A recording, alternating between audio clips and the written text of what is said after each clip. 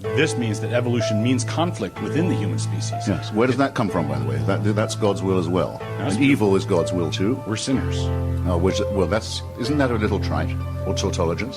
Very true. It would be, of course, it would have to be the case because we're all sinners. Yes. Because that's how we've been made by God. This isn't very much nutrition, I don't think. It's not very satisfying. It doesn't tell you very much. I know that you denounce things, you praise things, and I agree with you in many of the instances where you do. I'm just pointing out you don't have a foundation under that very nice house of yours. You really do talk as if I advocate for evolution. I say I wish evolution was true. That it's not an opinion of mine or a conclusion of mine. It's a desire or a piece of propaganda on my part. Convinced as I am that all the evidence suggests the cosmos began with a Big Bang, the universe is expanding very fast, and the rate of expansion is increasing, and that the galaxy Andromeda is headed on a direct collision course with our own, so that we know we can watch it in the sky, we can watch it through a telescope, that the something we have now will very soon be nothing. I know that to be true. You say, well, then, where's your morality come from? I say, wait a minute, first of all, is this true or is it not? What about the evidence? Now, just about the origin of our own tiny species, never mind the cosmos, all the evidence is, absolutely all of it, says that we are here because of the operations of random mutation and natural selection. There is no other satisfactory explanation for our presence here. You say, well, that just means we're animals. Well, what if it's true? What if it's true? What if all the evidence is in its favor? Then it's not my opinion. It's not my propaganda. I can't make myself believe something that's in direct contradiction to all the known facts. Then you should embrace the consequences of what you affirm. Well, do I not seem to do so? No. Because you can't account for morality. Given what you just described, you can't account for it, and yes, you persist in hanging on to it. The need of our species for solidarity and for survival is a perfectly good explanation. No, killing other races off is another way to survive. Sure, well, that's often enjoined as you know, is enjoined in the Bible. But, the destruction of other races is necessary for the children of Israel to get to the stolen property that they've been awarded in Sinai. So what problem do you have with that? I object to being told that it's a moral preachment. That's all. Basically, I object to being told that it's God's will. I can see why one tribe of Bronze Age bandits might want to kill and take the property and the young ladies of another tribe. I can see that. But to invent a story that says God gave them permission to do it, I think is wicked. And stupid, too, actually. And aesthetically somehow not pleasing. Let me add. Now, where do aesthetics come from if we're just primates? I don't know exactly, but we have enough surplus in our cortexes to allow for art and music and indeed love. Just as well, I often think. But I don't regard it as a divine gift. And there's absolutely no evidence that it is. Well, this back and forth has been very instructive. We have a lot of people wanting to ask questions. So questions now, and then we'll just have one answer, and then move on to the next question. But this has been very good. Emily? My question is similar to what Mr. Wilson was just asking. It's for you, Mr. Hitchens. Assuming, as you've said, that evolution has created everything that is, and that random mutation and natural selection produce mixed results, competing instincts towards generosity and love, as well as toward genocide and war and domination. And if you, as you don't know where aesthetics come from, you don't appear to want to be pinned down on where objective morality comes from. No, objective morality is from human solidarity. The need for survival. We couldn't be having this conversation if we were not moral animals. We wouldn't have got this far. We wouldn't have evolved language. Okay. Or civilization. So, I know I've said this before.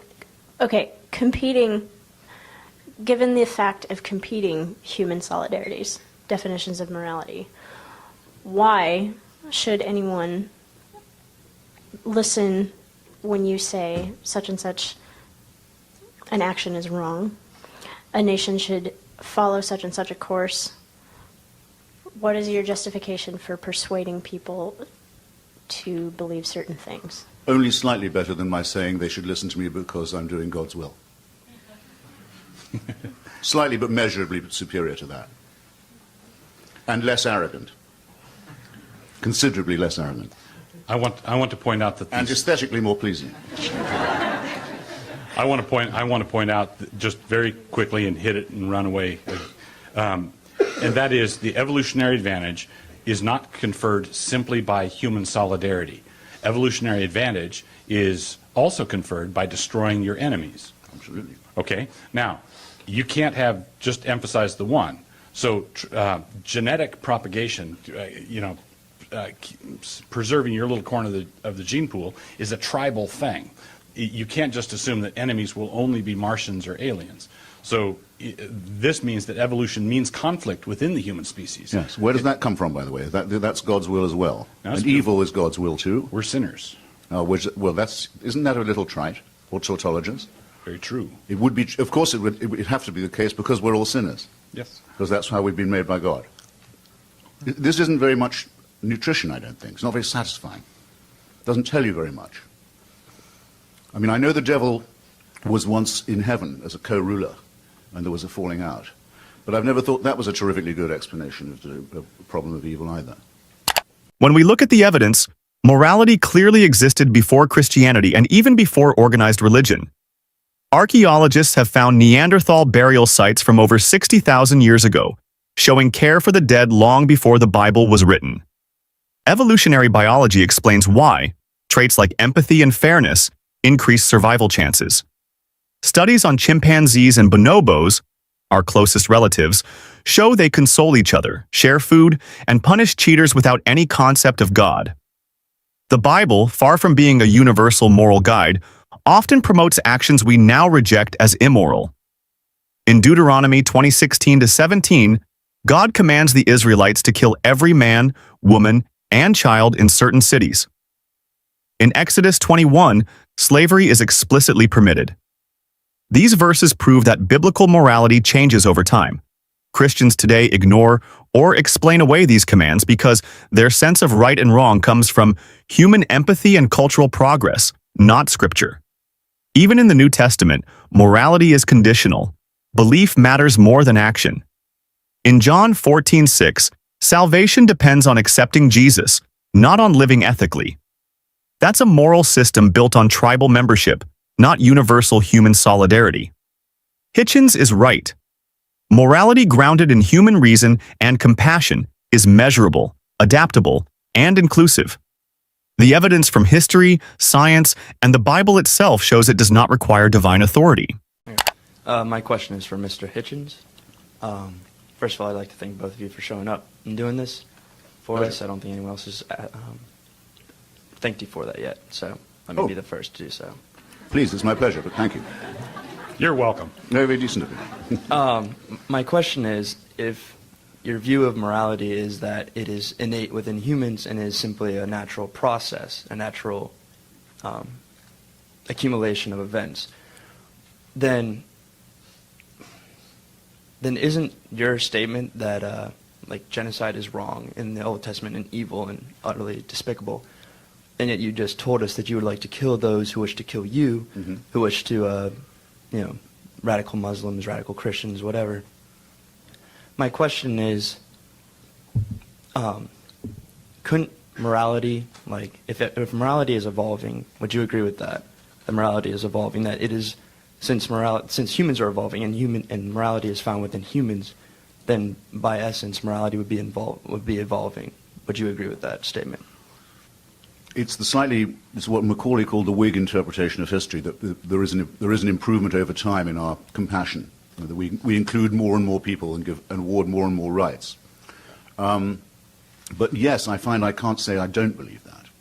Okay. My question then is, there are some terrible backslidings. I mean, Yeah. fascism is much worse than anything that went before it, and many, many huge improvements occurred before that colossal reaction set in. So it's unwise to just accept the Whig interpretation that evolution is a fairly straight line. Well, yes, of Relatively course. straight. I mean, evolution, obviously, you have some backsliding with it. That's pretty obvious from scientific Our theory. brains are in fact getting bigger, but very slowly. But I guess my question is then, would you support eugenics in order to continue the good health and prosperity of the human race? A thing that is generally looked down upon in today's society, but for the good of mankind, I mean, you know, there's a reason Down syndrome babies with Down syndrome has declined precipitously, and that is because people don't want to have to take care of them. Mm-hmm. So would it be acceptable to say, well, look, for the good of mankind, in order to survive, why don't we kill off X amount of people? Well, fortunately, nature does most of that for us. I mean, most abortions take place spontaneously in the womb. Nature knows this one isn't going to work out. It's called miscarriage. It happens all the time. If we're adapted, as you know, our bodies are adapted to life on the African savannah. We're adapted to an environment that we've fled from. But if there'd been humans with 2 or 3 lolling-headed, disabled babies on that savannah to take care of, they wouldn't have survived. Everyone would have been killed by the predators. So on the whole, nature takes care of this for us. I'm not in favor of exterminating the unfit. No, I hope I didn't say anything that would lead you to the contrary impression. And if you ask me, isn't that just because of some compassion that I couldn't explain the origin of? The answer is actually no. There would be a utility, or not entirely, there would be a utilitarian explanation as well. As when we encounter a terrifying new disease like AIDS. You learn a great deal from combating it. You improve your game in medicine and research. If you treat every human being, however disabled mentally or physically they are, as if they're worth the full value, you gain experiences that are well worth having for the betterment of the species in general. If I could just tack one thing on, just general observation. An atheistic process of evolution means that terms like backsliding is incoherent. Progress is incoherent. There's no such thing as progress. There's no such thing as backsliding. All you have is change. If there is no judgment, is no God, is no standard, is no righteousness, then my perennial question is, by what standard? Only on the fantastic assumption that you can't have morality without religion. A case you haven't even advanced one argument for yet. Morality is subject to evolution just like everything else is. We're going to evolve to the next question. Well, that's certainly true. Religion is subject to evolution as well. Most religions no longer believe half of what they used to preach. I would actually say that was progress. All right, my question is for both gentlemen, and this is because I'm noting an area of ambiguity. So Mr. Wilson first. My question is, what is sin, and how are sin and God, how are they related in a metaphysical sense? And Mr. Hitchens, I'd love to hear you comment on it as well. Mm-hmm. The Apostle John tells us that sin is lawlessness. The Westminster Catechism says that sin is any lack of conformity to the law of God. The law of God, in its turn, is simply an inscripturated summary of God's character, what God is like. So ultimately, I would say that sin is being unlike God in certain love, holiness, those sorts of things. So sin is lawlessness or not being like God or Christ. Because I don't avoid all terms of value judgment, doesn't mean that I embrace all of them either. I think sin is one you can probably do without. Wrongdoing I can understand. Evil, I've told you, I think is important because it's the surplus value, the cruelty and horror for its own sake. Self-endangering, self-destructive, suicidal as well as horrible. In other words, crime, of course, can be understood.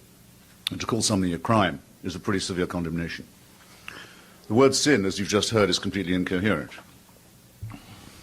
because it's failing to do God's will, which means you must know what God's will is, which by definition no primate can. And I'm afraid Douglas has yet again failed to inform us of how he knows something that we don't. By what right, quo warranto, by what right he says he knows what God's mind is. I'm going to have to repeat this question. And I can tell you that at the end of this session, the question will still be an open one. What's powerful about Hitchens' answer here is that he dismantles the assumption that morality needs a divine stamp of approval. History shows moral ideas have shifted without any change in God. It's the believers who update their ethics. Christians today condemn slavery, yet Exodus 21 and Leviticus 25 explicitly permit owning human beings. The church defended slavery for centuries, until human empathy and social progress made it unacceptable. That's morality evolving through people, not divine command. When Wilson talks about sin as not being like God, it assumes we know God's mind. But throughout history, Christians have claimed to know God's will and used it to justify massacres, colonialism, and discrimination. Deuteronomy 20:16-17 commands the destruction of entire peoples. Numbers 31:17-18 allows taking virgin girls as spoils of war.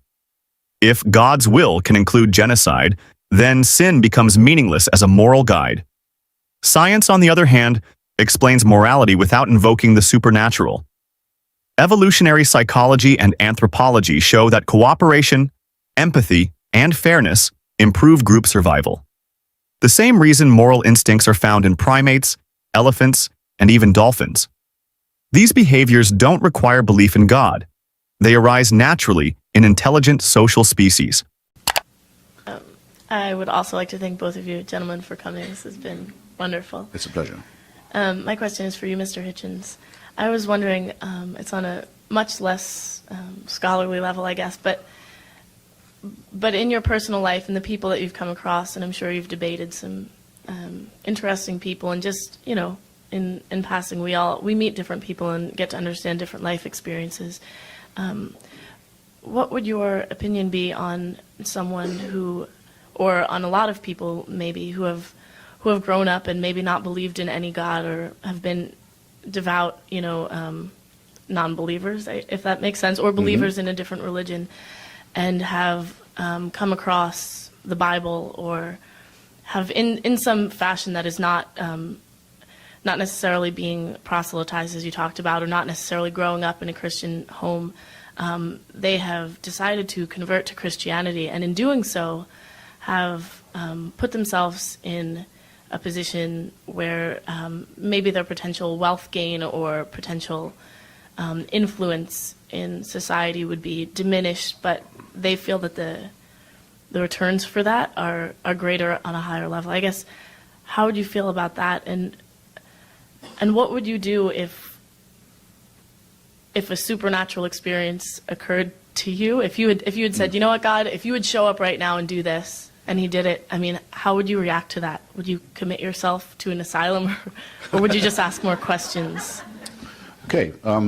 To the hypothetical person or persons you mentioned, my answer would be, I wish them all the best of luck. And if it works for them, I'm very happy for them. I just don't want them trying to teach that Bible in a school attended by my daughter, or to try and legislate from that book in the common law of the United States, or to try and have a supernatural intervention taught in science class. I won't have any of that. Aside from that, we can coexist. I make that demand of all religions, by the way. And incidentally, you'd have to grant it to all religions if you thought that someone's life could be improved by reading a holy book, and that they'd then be less materialistic and nicer person and so on. Well then, you know, it's said, and I believe it may well be true, that Louis Farrakhan's racist crackpot cult organization gets young black men off drugs in jail. Maybe it does, by handing them the Wahhabi Quran. Well, what have you proved there? Nothing. Absolutely nothing at all. But as long as they don't try and hurt me with it, I'm fine. Now, as to the likelihood that I'd have a revelation, I keep being told that that's what I'm secretly looking for. That I couldn't be like this if I wasn't some kind of a seeker. It's very irritating, that. It's like being told, you may not believe in Jesus, but he believes in you. Fantastically annoying thing to have said. I can assure you that he doesn't. David Hume, I suppose you've all read David Hume on miracles. If you haven't, you must. It's the most elegant philosophizing on the question of miraculous apparition that has yet been. He says, if something appears to have happened that is not consistent with the laws of nature, the laws of nature have been suspended, there are two contingencies. Either that the laws of nature have been suspended in your favor, or that you're under a misapprehension. Which is the likeliest? It's always likeliest that you're under a misapprehension. And if you're hearing about this from someone who claims to have seen it, and you weren't there getting it secondhand, the odds that it's a misapprehension is being spread are exponentially increased.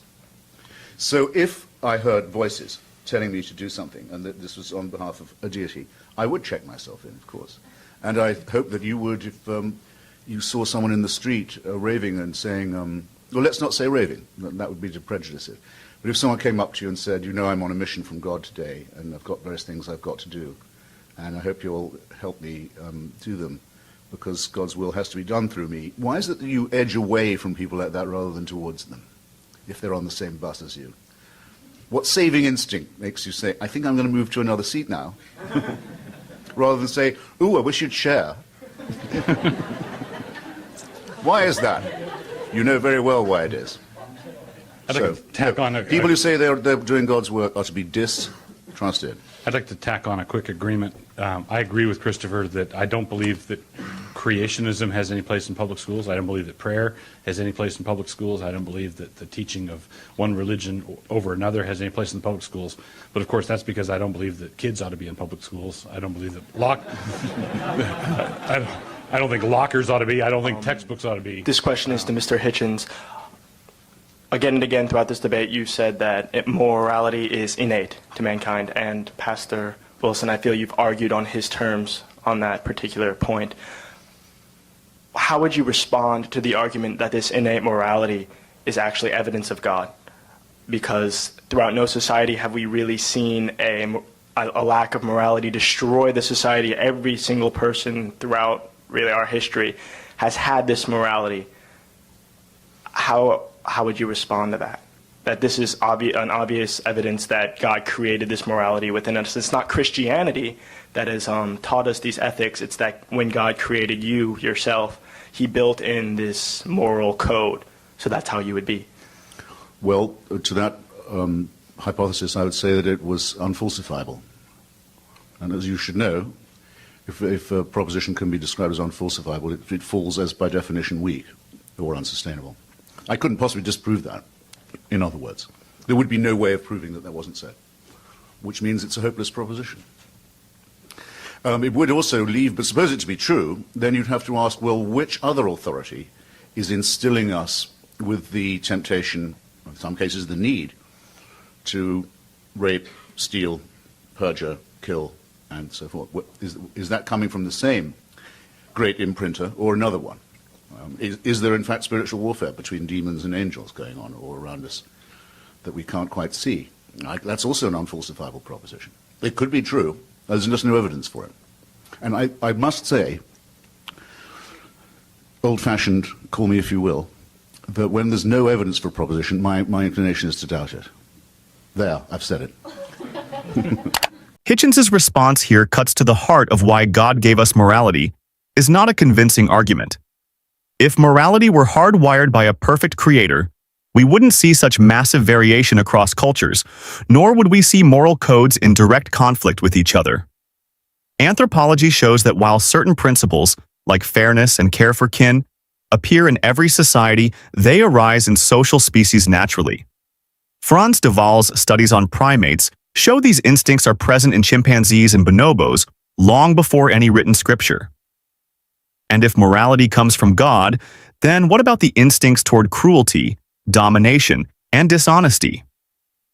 Those also appear universally in human history. In the Bible, God's chosen engage in conquest, genocide, and slavery with divine approval. Deuteronomy 7:2 commands the destruction of entire nations. Exodus 21 lays out rules for owning slaves. If these actions are moral under God's law, then the so-called divine code is not fixed, universal morality.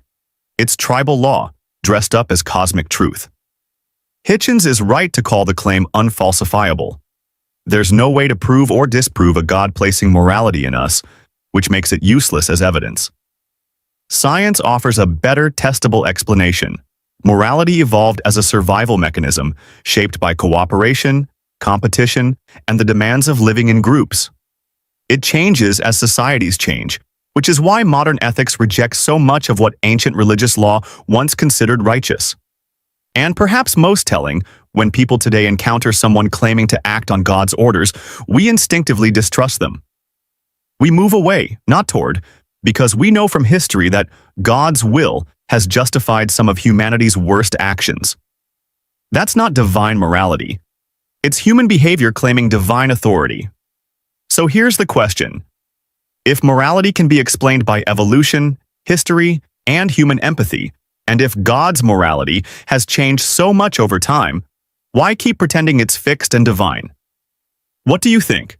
Does morality need God, or is it something we built ourselves? Let me know in the comments, and if you enjoyed this breakdown, hit like, subscribe, and share so we can keep exploring the big questions together. Suppose that Jupiter and Saturn have been orbiting the Sun from eternity past, now which will have completed the most number of orbits. The correct mathematical answer is that the number of their orbits is identical.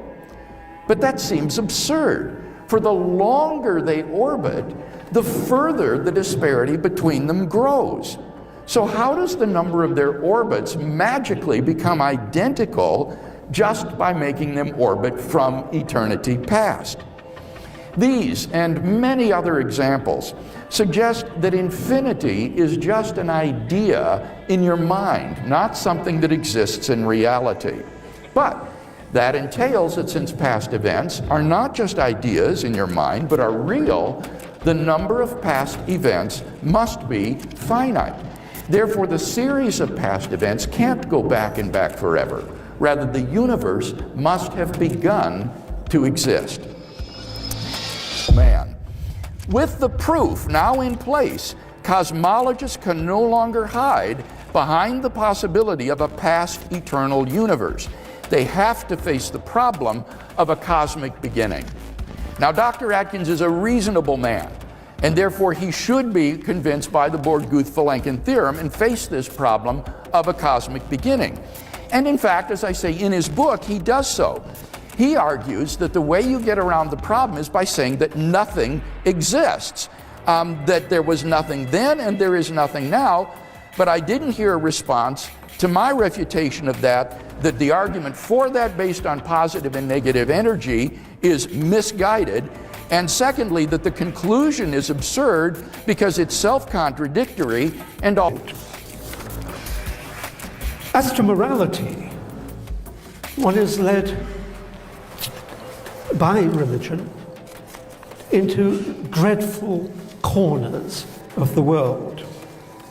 Let me remind you of an article that appeared in The Independent last week.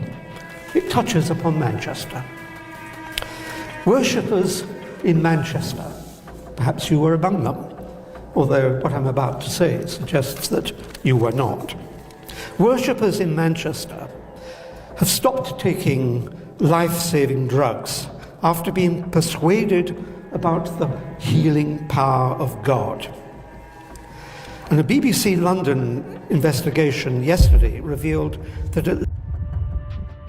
my doctoral studies at the University of Birmingham, we came to have a warm affection for this country and her people, and I consider it a real joy and a delight to be here with you tonight. Thank you very much for coming. Now, in tonight's debate, I'm going to defend two basic contentions. First, there are good reasons to think that theism is true, and secondly, there are not comparably good reasons to think that atheism is true. Now, I'll leave it up to Dr. Atkins to present his arguments for atheism before I respond to them. In this opening speech, I want to sketch briefly 3 lines of evidence that weigh in favor of God's existence. As a professional philosopher, I think that God makes sense of a wide range of the data of human experience, including philosophical, scientific, moral, and historical considerations. Number 1, then, the origin of the universe. Have you ever asked yourself where the universe came from? Why anything at all exists rather than nothing? Did the universe have a beginning? Or does it just go back and back forever? Typically, atheists have said that the universe is just eternal and uncaused. But there are good reasons, both philosophical and scientific, to call into question that assumption. Philosophically, the idea of an infinite past is very problematic. If the universe never had a beginning, that means that the number of past events in the history of the universe is infinite. But the real existence of an actually infinite number of things leads to metaphysical absurdities. To give just one example, suppose you had an actually infinite number of coins numbered 1, 2, 3, and so on to infinity. And suppose I took away all the odd-numbered coins. How many coins would you have left? Well, you'd still have all the even-numbered coins, or an infinity of coins. So, infinity minus infinity is infinity. But now suppose instead that I took away all the coins numbered greater than 3. Now how many coins would you have left? 3. So infinity minus infinity is 3. In each case, I took away an identical number of coins from an identical number of coins and came up with contradictory results. In fact, you can subtract infinity from infinity and get any result, from 0 to infinity. For this reason, inverse operations like subtraction and division are simply prohibited in transfinite arithmetic. But in the real world in which we live, such a convention has no sway. Obviously, you can give away any coins that you want. Here's another example of the absurdity of an infinite past. Take the planets Jupiter and Saturn. Suppose that for every orbit that Saturn completes around the Sun, Jupiter completes 2. If Saturn has completed 10 orbits, Jupiter has completed 20. If Saturn has completed 1 trillion, Jupiter has completed 2 trillion. The longer they orbit, the further Saturn falls behind. If they continue to orbit forever, then they will approach a limit at which Saturn will be infinitely far behind Jupiter. But now turn the story around. Suppose that Jupiter and Saturn have been orbiting the Sun from eternity past. Now, which will have completed the most number of orbits? The correct mathematical answer is that the number of their orbits is identical. But that seems absurd. For the longer they orbit, the further the disparity between them grows. So how does the number of their orbits magically become identical just by making them orbit from eternity past? These and many other examples suggest that infinity is just an idea in your mind, not something that exists in reality. But that entails that since past events are not just ideas in your mind, but are real, the number of past events must be finite. Therefore, the series of past events can't go back and back forever. Rather, the universe must have begun to exist. This purely philosophical conclusion has been confirmed by remarkable discoveries in astronomy and astrophysics. We now have pretty strong evidence that the universe is not eternal in the past, but had an absolute beginning a finite time ago. In 2003, Arvind Borde, Alan Guth, and Alexander Vilenkin were able to prove that any universe which is on average in a state of cosmic expansion cannot be infinite in the past, but must have a past space-time boundary. What makes their proof so powerful is that it holds regardless of the physical description of the early universe. Because we don't yet have a quantum theory of gravity, we can't yet provide a physical description of the first split second of the universe. But William Lane Craig opens by asking a question few want to touch. Why is there something rather than nothing? For him, both logic and science point to one answer. The universe had a beginning, and things that begin don't just pop into existence uncaused. He points to the Borde-Guth-Vilenkin theorem, which makes it clear, even if there are multiple universes, all signs still point to a starting line. No eternal past, no infinite timeline, just a beginning that demands an explanation. Peter Atkins, representing the atheist view, leans hard on science, suggesting that the universe could arise from nothing. But that nothing isn't really nothing. It's a quantum vacuum governed by laws, math, and energy. That's a something hiding behind a label. Of course, Craig doesn't let it slide. If the universe began, and that vacuum isn't truly nothing, then what triggered existence itself? You can sidestep the question. You can rename the problem. But at some point, you have to face it. Either everything came from absolutely nothing, or something beyond the universe started it all. Let's see where Atkins takes it from here. I think we should agree that theism is the more plausible worldview.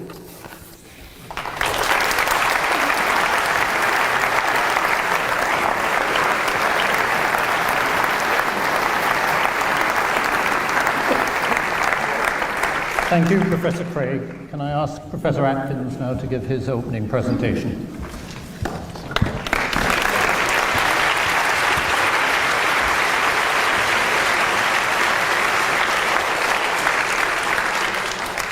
Thank you. Well, it's a real pleasure to be here.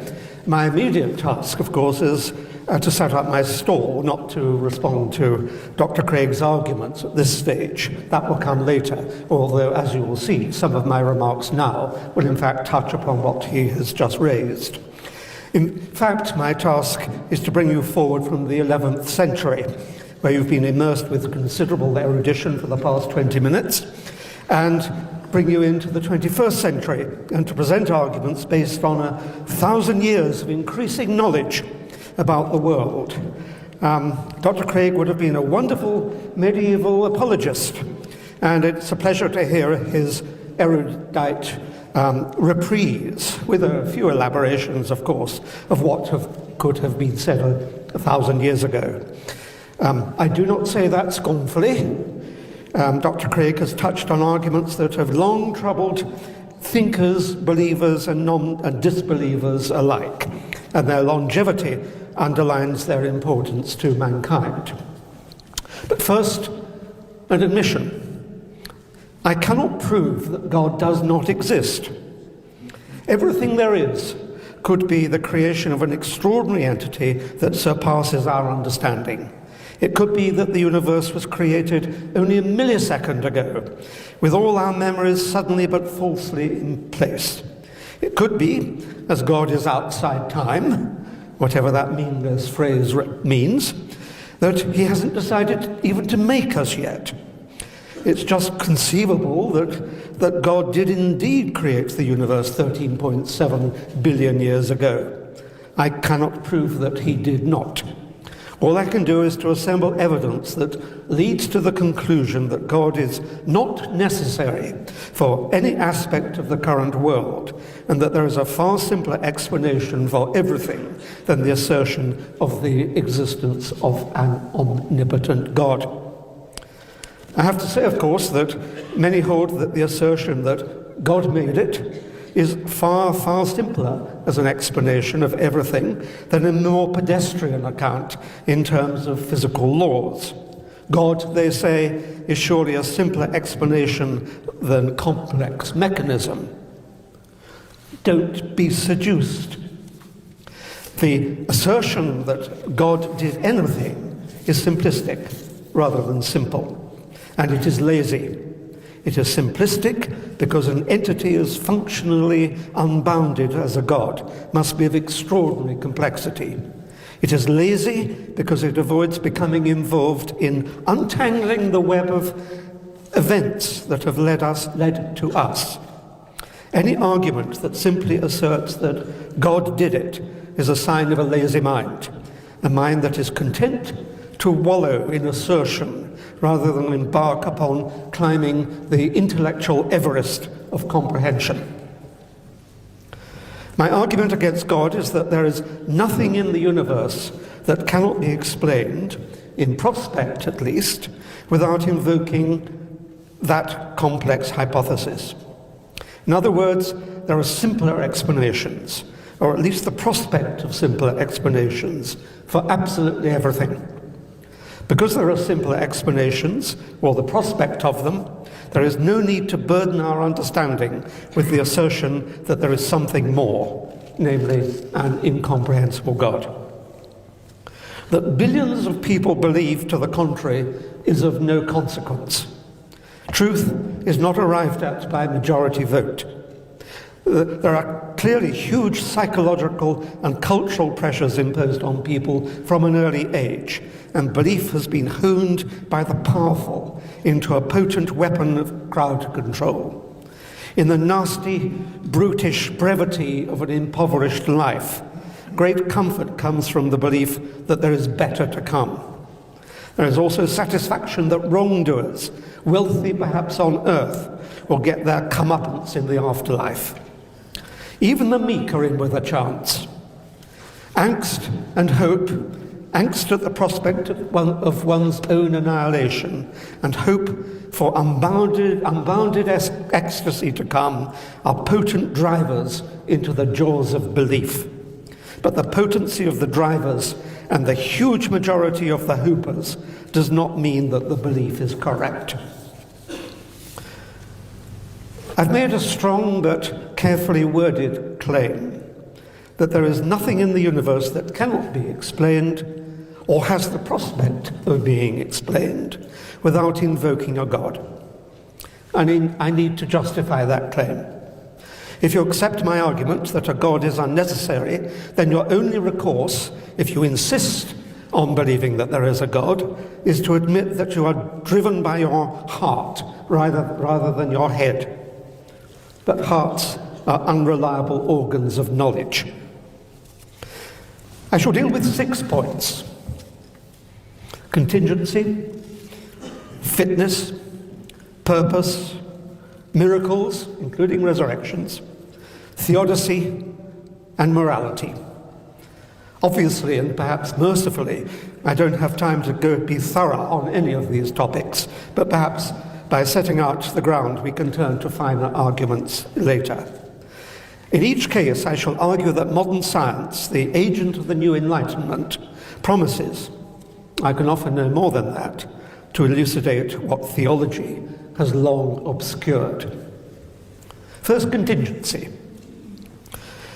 Science currently doesn't have the slightest clue about how a universe can come into existence out of absolutely nothing without intervention. I will leave aside whether the universal is eternal in some sense and without a beginning. That's something to be determined by observation, not by the ruminations of philosophy. We simply don't know. To make it harder for myself, I shall suppose for the sake of argument that there was a beginning. But there are 2 kinds of beginning, and it's important to distinguish them. One type of beginning is when an already existing universe gives rise to a daughter universe. Another type of a beginning is when absolutely nothing turns into a universe. I shall call that latter universe an original universe. Now, as you've just heard, some assert that a universe can spring from a quantum fluctuation. That may be true of a daughter universe, for an already existing mother universe has physical laws and a richly propertied vacuum. But when there is absolutely nothing, there are no physical laws, no quantum fluctuation. It's an empty term for the emergence of an original universe. And to make things harder for myself, but with an eye on trying to answer and not evade a deeply important question, I shall set aside the simpler problem of a daughter universe and consider the formation of an original universe. Did that original universe, although perhaps contingent, have to be caused? You have to realize that physical laws, which are summaries of observed behavior, come into existence as a universe comes into existence. That includes issues of causality. It is naive in the extreme to extrapolate our own experience of causality, which is essentially the working out of the consequences of physical laws, to an era before those laws existed. It is entirely possible that the unique event that marked the inception of the physical laws was itself an uncaused event. And what science has to do, in due course, is to discover how absolutely nothing can tumble into being and become apparently something. Is there any reason to believe that it might succeed? There's no doubt that it's actually edging towards that goal by burrowing back in time to discover that there was what there was immediately after the creation event. Look how far it has come in the past 100 years. We are starting to be confident about what first appeared. Peter Atkins begins with a clear position. The existence of God cannot be disproven, but the concept is not required to explain the universe. His argument rests on the view that every observable phenomenon can, in principle, be understood through natural processes. There is no need to introduce a supernatural cause when the available tools of science already address the questions once reserved for theology. In physics, the origin of the universe is explored through models based on quantum field theory and general relativity. Physicists such as Edward Tryon, Alexander Vilenkin, and Alan Guth have developed frameworks in which a universe can emerge from a quantum vacuum. These models are grounded in established physical principles and published in peer-reviewed contexts. They examine conditions where space, time, matter, and energy do not yet exist in classical forms. The quantum vacuum in these models is not empty space, but a pre-geometric state governed by probabilistic fluctuations. It has no particles or fields in the classical sense, but it permits spontaneous events due to its underlying structure. This is not a speculative leap. It is derived from the mathematics used to describe quantum systems and is consistent with the theoretical foundations of modern cosmology. Experimental advancements continue to inform these models, including those from particle accelerators, satellite measurements of the cosmic microwave background, and high-precision gravitational data. Physical laws, in this view, are not prescriptive forces imposed from outside. They describe regularities that emerge as physical systems develop. The law-like behavior observed in nature reflects consistent patterns rather than imposed order. Causality, time, and space are not treated as eternal categories but as emergent properties tied to the structure of the system. Atkins also addresses ethics and human behavior.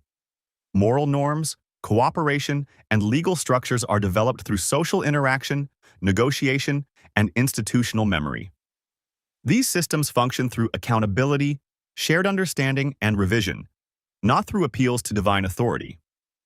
Global studies show that societies without strong religious frameworks continue to build systems that address justice, welfare, and civil order through public mechanisms.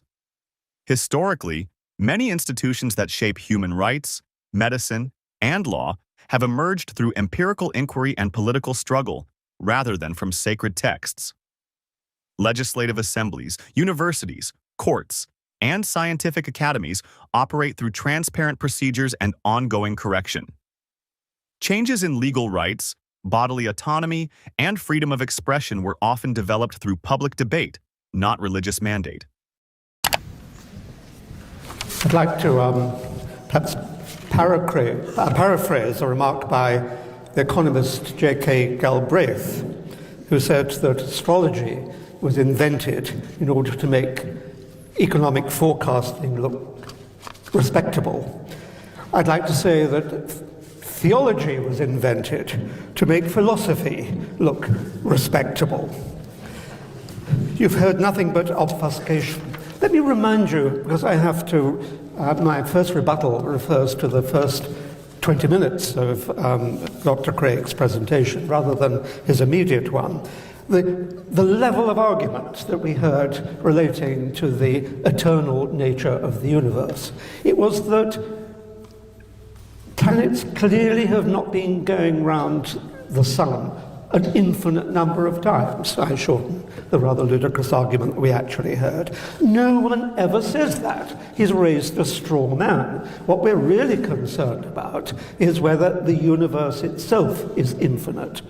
And we can measure the life of the solar system as about 5 billion years. We can measure the life of the universe as 13.7 billion years. We weren't talking about that at all. We were talking about whether the sequence of universes might be infinite and that there was never actually a beginning. You cannot argue against that by philosophy. You cannot argue against that by theology.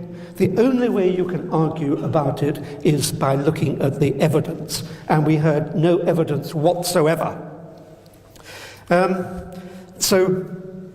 arguments about infinity are always extraordinarily doubtful. I mean, Professor Craig said that an infinite number of events has never occurred in the universe. I refer him to Zeno, halving the distance again, never getting anywhere. But clearly, if you've got an infinite number of halving of the distances, you get anywhere you want to. So never listen to an argument about infinity. It's infinitely slippery. The travesty of my remarks about nothing coming from nothing. Let me take that as an example. What I wanted to show is that science is circumspect in the way that it approaches the great questions of being. Okay, it looks around, and if you're a naive looker arounder, a philosopher, a theologian, a gardener, a farmer, you will see a huge amount of energy in the universe, and you will marvel at God's bounty.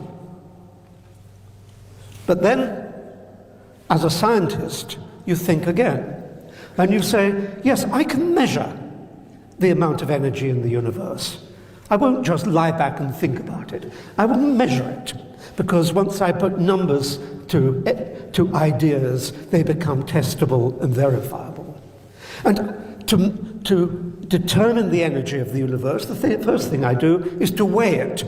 So I weigh the mass, I determine the mass of a galaxy, and then I multiply it by the square of the speed of light. And through E equals mc squared, I get the energy that that galaxy represents. I do it for this galaxy, that galaxy, this galaxy, every galaxy in the universe, not just the ones we can see. And I get a colossal value, and I lie back and wonder at God's munificence. And then I say, but I've forgotten something, which is the gravitational attraction between galaxies. And whenever you have two attracting bodies, they lower their energy. And if you take the gravitational attraction of this galaxy with that one, it lowers that first sum we got a little bit. Then this galaxy with that one, this galaxy with that one, this galaxy with that one. And the signs are, and we're not completely certain about this, because we do not jump to conclusions in science. We are circumspect, imaginative, and honest. We find that that gravitational attraction reduces that original huge energy we had to zero. In other words, God's munificence was zero. And you don't need a God if the God isn't going to give you anything. What science does is to simplify the questions that need to be answered.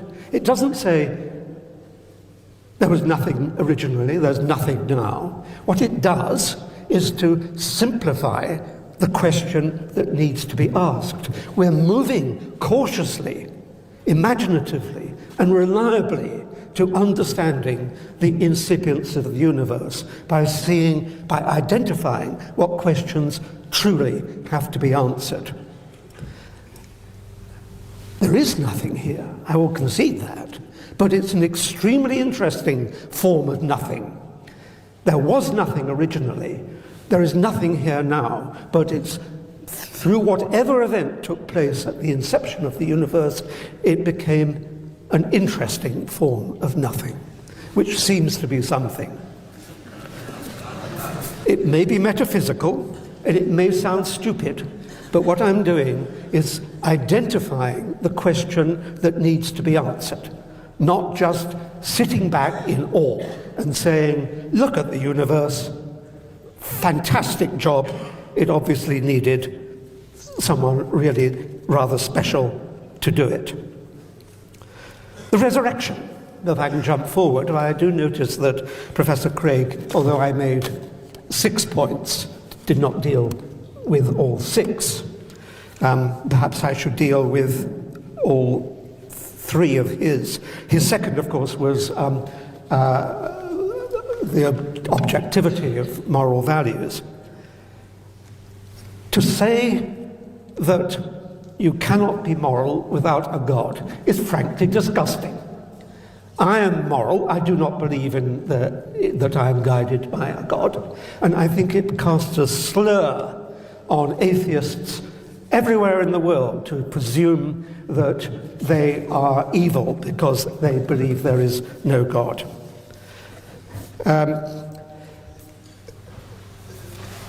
Morals, as I asserted in my opening presentation, the emergence of morals should be understood. They should not simply be accepted. You should try to find the roots of moral behavior, hard as it is to trace the emergence of moral thinking as one's own body begins at 1 cell and turns into 1 trillion cells as evolution proceeds through billions of years, as people begin to think about the consequences of their actions. That's the way to understand morality, not just to lie back and think that there is an umpire in the sky somewhere. Try to understand. All I'm saying is that it is healthier to understand. If Voltaire said in one of my favorite quotations that people who believe in absurdities commit atrocities. And I think we see that in religious belief, where atrocities are affected in the name of dogma. The resurrection, I must deal with that in miracles. Of course, David Hume got it right when he said that there's always more reason to disbelieve the report than there is to believe what is reported. Look at the Gospels. You can't really believe it. Pretend we were writing about events 60 years ago when there was no actual real record. We wouldn't get it right. We'd make up a lot of it. The Gospels are political propaganda sheets, and it's inevitable and understandable that they were invented to make the point that they were trying to make. Yes, Joshua, if he existed, Jesus, I suppose you might call him, and I can well believe that in the Palestine of 2,000 years ago, there were lots of Joshuas around, that was probably a very nice man, and was certainly written up to be a very nice man by the people compiling the Gospels to establish the creed that they wanted to. But the actual evidence is extremely slender. The evidence in favor of an actual resurrection is compiled by those who start from a prejudicial point of view that it did occur and then seek to justify it. Others, those who deny the resurrection, say, this is such an extraordinary event, we need real extraordinary evidence to support it. And there is no real extraordinary evidence to support it. So why should you believe it? Because you can see that it was invented as a political manifesto? No, you cannot possibly believe it. And all this gibberish about having to justify atheism, I mean, that's another example of false premise. If I come into a room and say, I don't understand anything, I will start from the simplest explanation, and I will let you convince me. Peter Atkins lays out 2 key points, both grounded in what science and history actually show. First, the claim that the universe requires a divine beginning doesn't match how cosmology works. Physicists like Edward Tryon and Alexander Vilenkin have developed models showing that a universe can emerge from a quantum vacuum, a state with no classical matter, space, or time. This isn't a loophole. It's a real possibility supported by quantum field theory, the same framework that underpins much of modern physics. In this framework, the total energy of the universe, once gravitational effects are included, may balance to zero. If that's the case, then the question of where the energy came from doesn't even need to be asked. There's no debt, no transaction, just a starting point that unfolds through known physical principles. Second, morality doesn't require belief in a deity to exist or to function. Human behavior, cooperation, and ethical reasoning can be traced through evolution, social dynamics, and shared experience. Data from Pew and Gallup show that people in non-religious societies still support justice, fairness, and care for others. Atkins doesn't reject meaning or mystery. He rejects the idea that those things need to be filled with untestable claims. When it comes to miracles like the resurrection, the same principle applies. Claims that break natural patterns require more than tradition. They need evidence. Where do you stand? Do you think morality depends on religion, or can we shape ethics and compassion without it? Let us know your thoughts in the comments. If this gave you ideas, be sure to like, subscribe, and share to keep the conversation going.